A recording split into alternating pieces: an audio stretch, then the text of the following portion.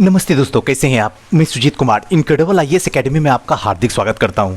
आज का वीडियो जो है ये आधुनिक भारत का महासंग्राम चल रहा है एसके पांडे सर से, और आज हम लोग जो शुरू करने वाले हैं ये गवर्नर जनरल और वायसराय, इसको बेहतरीन तरीके से और इस तरीके से इसको सीखने की समझने की कोशिश करेंगे कि यहां से जितने भी क्वेश्चन आ रहे हैं आज के बाद गलत नहीं होगा, क्योंकि इससे पहले आपने कितने भी प्रीलिम्स क्यों ना दिए हो, जब भी आप एग्जामिनेशन हॉल में बैठते हैं आपको कंफ्यूजन के साथ में डाटा निकलता है। बताइए दिल से कि निकलता है या ना निकलता है। निकलने का सीधा सा एक ही वजह है कि आप इसके डाटा को याद करने की कोशिश करते हैं, आप इसके डेट को याद करने की कोशिश करते हैं, जबकि इसके कॉन्सेप्ट को समझने की कोशिश कीजिए।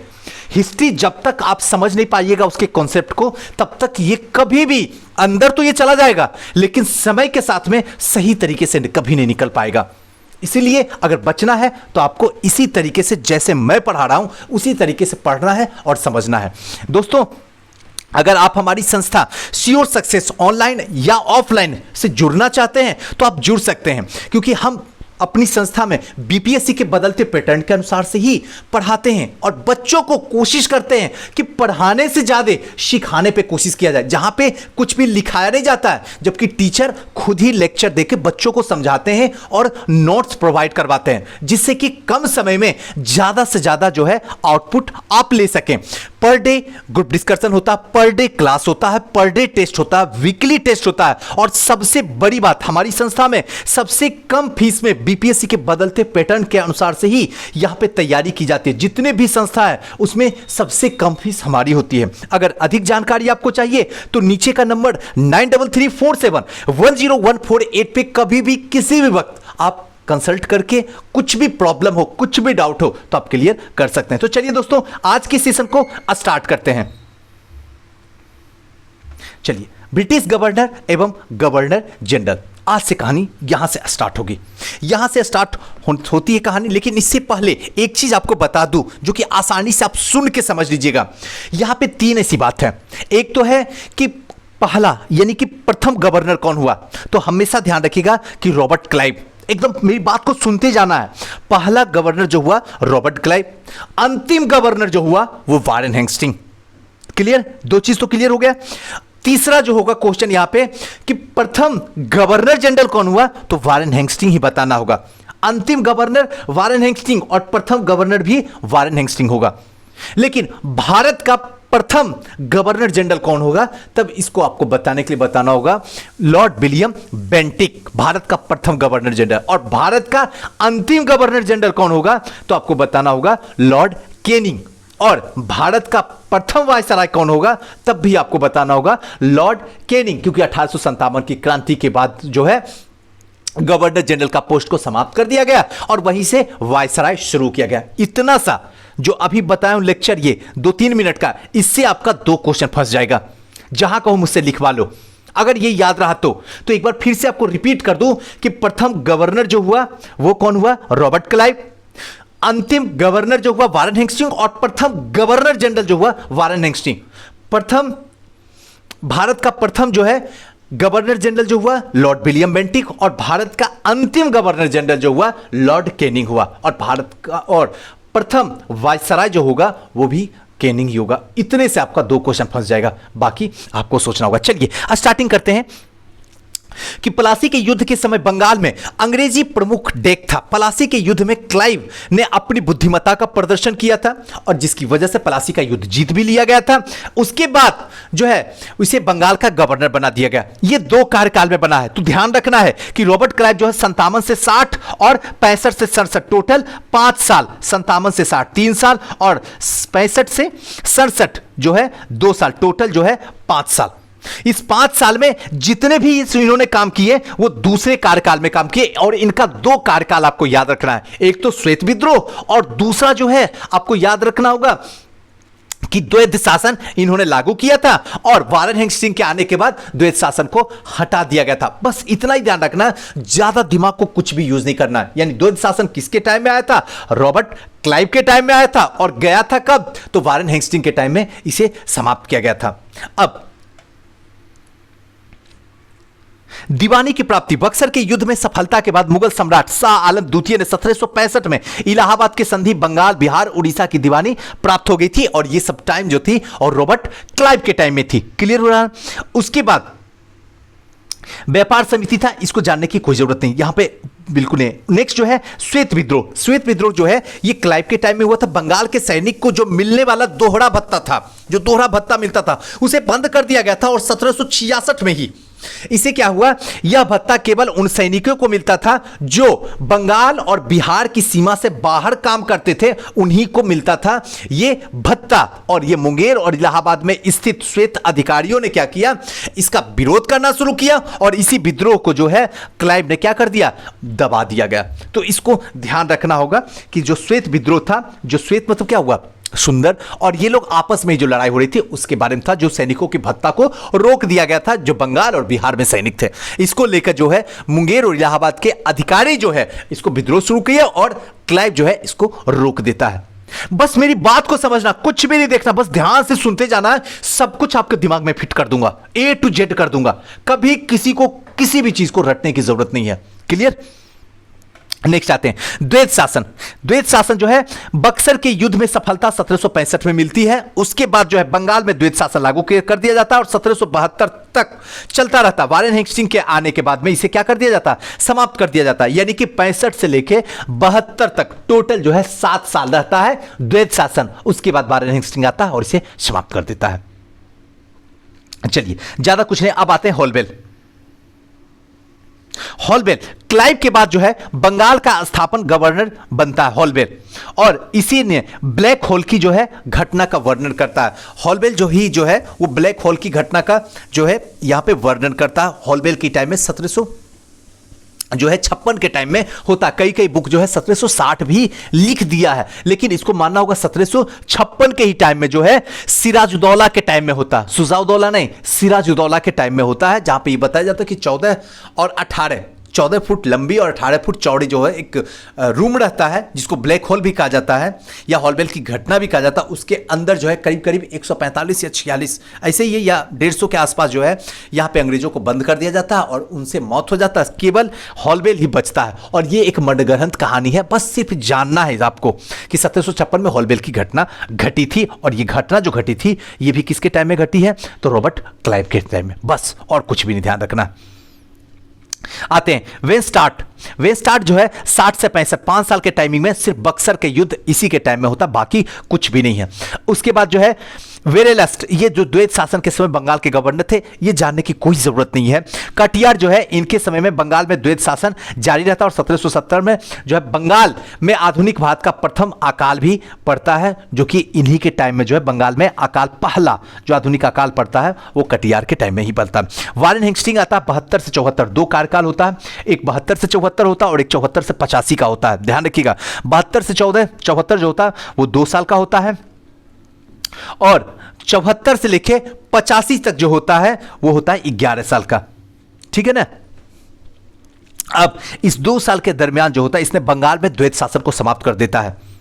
उसके बाद जो है 1773 का रेगुलेटिंग एक्ट आता। अब थोड़ा सा रेगुलेटिंग एक्ट को पकड़ लीजिएगा, मैं कहना क्या चाहूं, रेगुलेटिंग एक्ट बस यही लाता कि कंपनी पे किसी भी तरीके से जो है सत्ता स्थापित की जाए, किसके द्वारा, गवर्नर के द्वारा, क्योंकि कंपनी जो है जिस तरीके से आगे भागते जा रहा है, अगर इस पे अपनी शासन ना चलाया जाए तो ये फिर आगे की ओर निकलता चला जाएगा। तो इसके लिए रेगुलेटिंग एक्ट लाया जाता था। इसी रेगुलेटिंग एक्ट के अंदर जो है हर वो व्यवस्था को स्थापित करने का चाहता, चाहे वो पोस्ट बदल दिया जाता। जैसे गवर्नर है तो गवर्नर जनरल का पोस्ट आ गया, गवर्नर जनरल का पोस्ट को समाप्त करके भारत के गवर्नर जनरल का पोस्ट रख दिया, तो उसको फिर समाप्त करके वायसराय का रख दिया जाता है, और फिर से जो है लौट के जो आधुनिक में देखा जाए तो राष्ट्रपति का शासन वही है। क्लियर हो रहा है ना?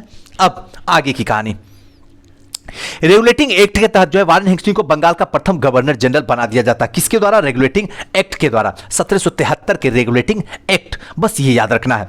इसे भारत के प्रथम गवर्नर जनरल भी कहा जाता है। इसके काल में प्रमुख जो घटनाएं घटी उसके बारे में थोड़ा सा समझ लेते हैं। देखिए इनका जो इंपोर्टेंट है उसको थोड़ा सा समझने की कोशिश करते हैं।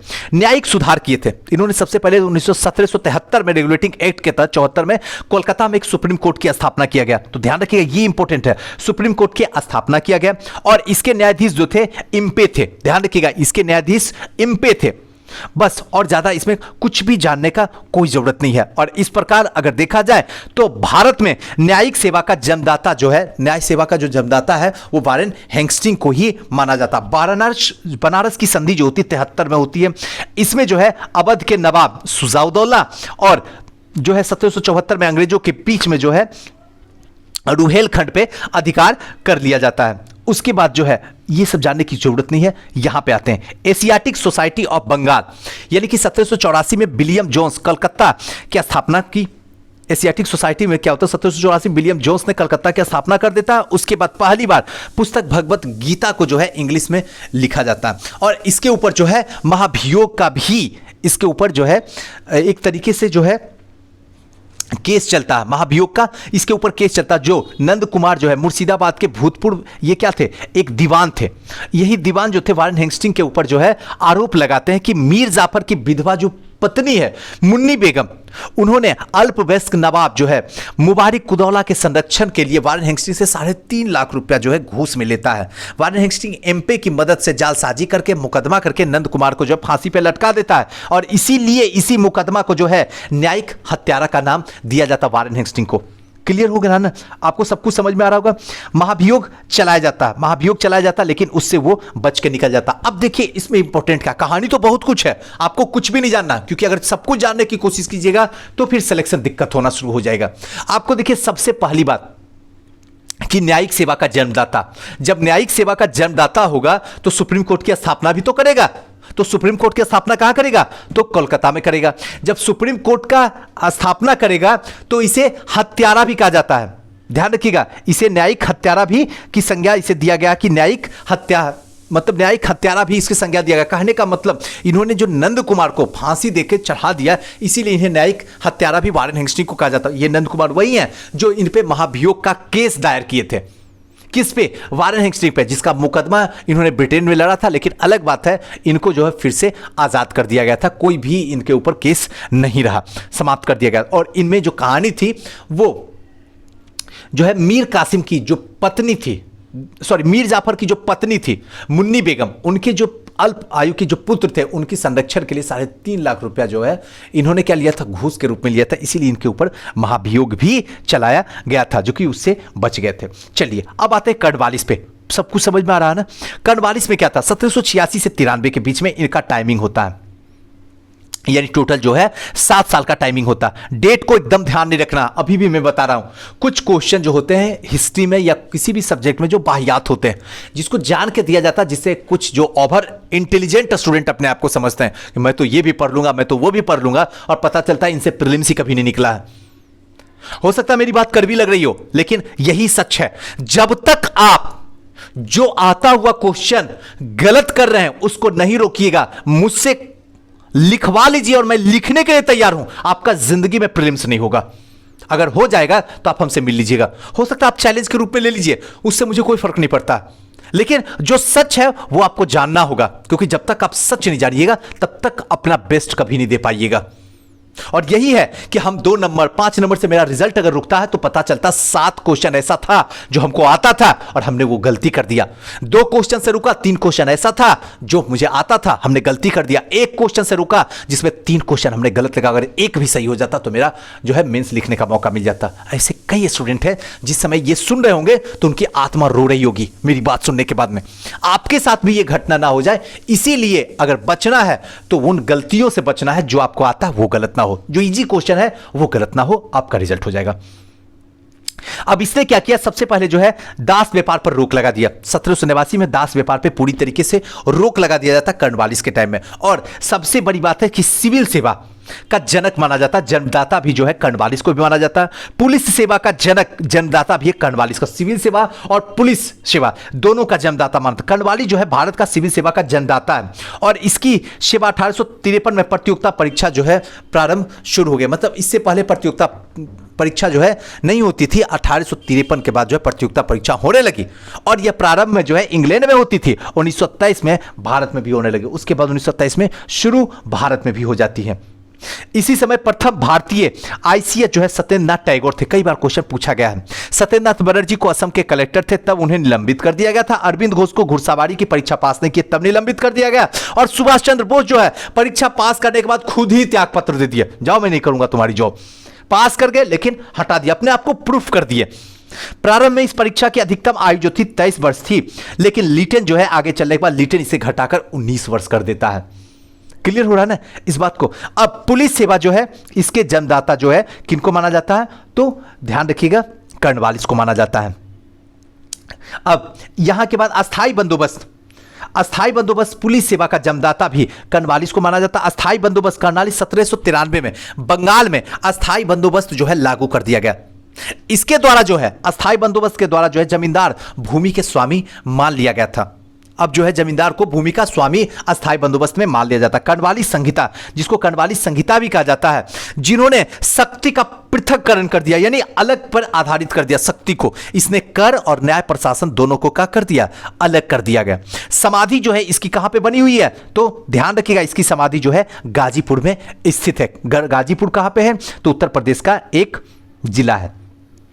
अब देखिए बच्चों की तरह एक बार थोड़ा सा रिपीट कर लेते ताकि याद रहे। सिविल सेवा का जनक कर्नवालिस, एकदम ध्यान से सुनिएगा। सिविल सेवा का जनक कर्नवालिस, अगर सिविल सेवा है तो पुलिस भी उसी के अंदर होगा, यानी आज हमारी हिफाजत जो कर रहा है वो कौन कर रहा है, कर्नवालिस की बदौलत ही कर रहा है। जो भी पुलिस सेवा का जनक कर्नवालिस, सिविल सेवा का जनक कर्नवालिस। सिविल सेवा की अधिकतम उम्र जो थी कर्नवालिस के टाइम में 23 साल थी, लेकिन लिटन ने आकर लिटा दिया और 19 साल कर दिया। इसको आपको याद रखना होगा। और पहला आईसीएस जो थे भारतीय वो सत्येंद्र नाथ टैगोर थे, और जिन्होंने त्यागपत्र दे दिया वो हमारे सुभाष चंद्र बोस थे, जिन्होंने पास करके खुद ही त्याग दे दिया कि नहीं करना, छोड़ दिया। बस इसको ध्यान रखना। अस्थाई बंदोबस्त जो थी वो भी बंगाल में जो है लागू की गई, और ये बंगाल में जो लागू की गई ये किसके टाइम में की गई, तो ध्यान रखिएगा कर्नवालिस के ही टाइम में इसको लागू किया गया था। इसमें क्या है, जमींदार अब जो है अपनी भूमि का खुद ही मालिक होना शुरू हो गया था।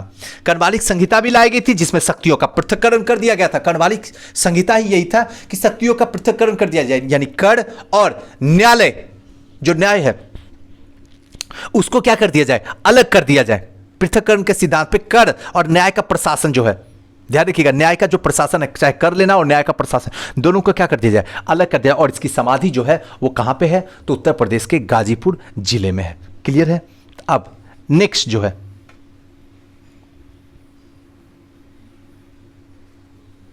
सर जॉन सॉल्ट, इनके टाइम में जो सबसे इंपॉर्टेंट है वो खरदा का युद्ध है। एकदम याद रखना, खरदा का युद्ध जो है इनके टाइम में सबसे इंपॉर्टेंट है। खरदा मतलब अगर इसको ट्रिक के थ्रू आपको समझा दूं कभी नहीं भूलिएगा, और ज्यादा इनमें कुछ भी नहीं है। जॉन सॉल्ट, खरदा मतलब खर खर खर खर करता तो क्या आवाज करता है।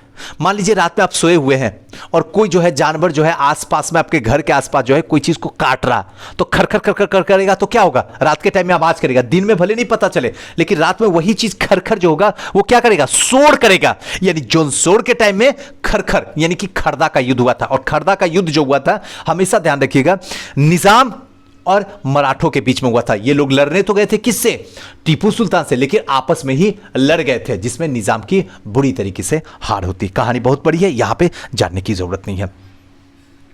इसके साथ में जो है यहां से आगे जो है सहायक संधि प्रणाली जो है यहां पे लागू किया गया। ये कुछ जानने का जरूरत नहीं है, बस ये ऐसे ही है, बस काम खत्म हो गया। जॉनसन जो है खरदा का युद्ध था। अब जो है नेक्स्ट जो है लॉर्ड वेलेस्ली।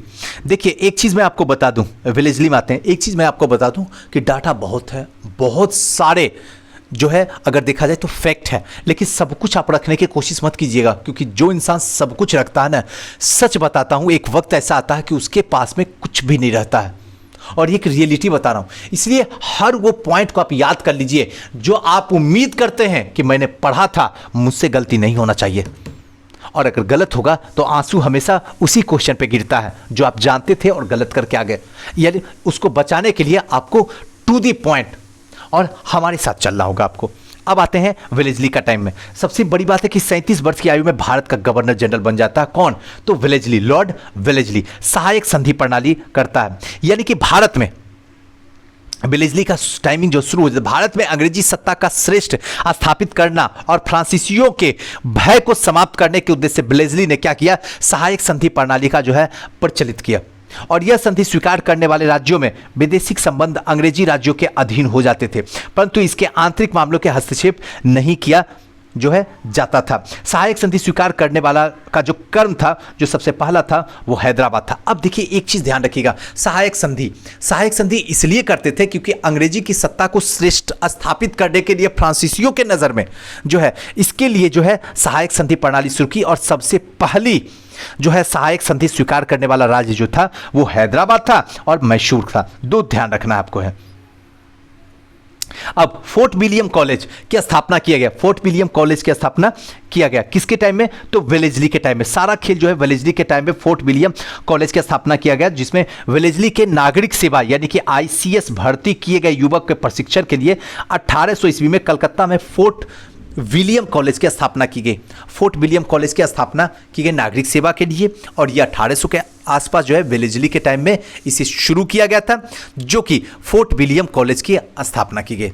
अब नेक्स्ट जो है सर जॉर्ज बार्लो 1805 से 1807 में इसने अहस्तक्षेप नीति की कड़ाई से पालन किया तथा मराठों के प्रति शांतिपूर्ण नीति अपनाई। सर जॉर्ज बार्लो मतलब क्या है? इन्होंने जो है अहस्तक्षेप की नीति जो है कड़ाई से पालन किया और मराठों के लिए जो है शांतिपूर्ण नीतियां जो है अपनाता है वार्लो। तो बस इतना ही ध्यान रखने का। लॉर्ड मिंटो यानी 7 से लेकर 12 यानी कि टोटल जो है 7 से लेकर 13 टोटल 6 साल। इसके समय में रंजीत सिंह के साथ 1809 में प्रसिद्ध अमृतसर की संधि होती है। इसी के टाइम में बहुत इंपॉर्टेंट है मिंटो, यानी मिंटू के टाइम में, ऐसे याद रखिएगा, मिंटू के टाइम में जो है अमृतसर की संधि होती है और अंग्रेजों की तरफ से चार्ल्स मेटकॉफ ने हस्ताक्षर किए थे। अंग्रेजों की तरफ से चार्ल्स मेटकॉफ जो है हस्ताक्षर किए थे। बस यही है लॉर्ड मिंटो के लिए। लॉर्ड हेस्टिंग इसके समय में जो है अहस्तक्षेप नीति को परित्याग कर दिया गया। जो भी अहस्तक्षेप नीति है उसको समाप्त कर दिया गया। भारत में ब्रिटिश प्रभुसत्ता इसी समय स्थापित हुई और इसी के काल के अन्य घटना जो है वो क्या है? निम्नलिखित है। सबसे पहला जो है आंग्ल नेपाल युद्ध, इसी के टाइम में होता आंग्ल नेपाल युद्ध। दूसरा पिंडारियों का दमन।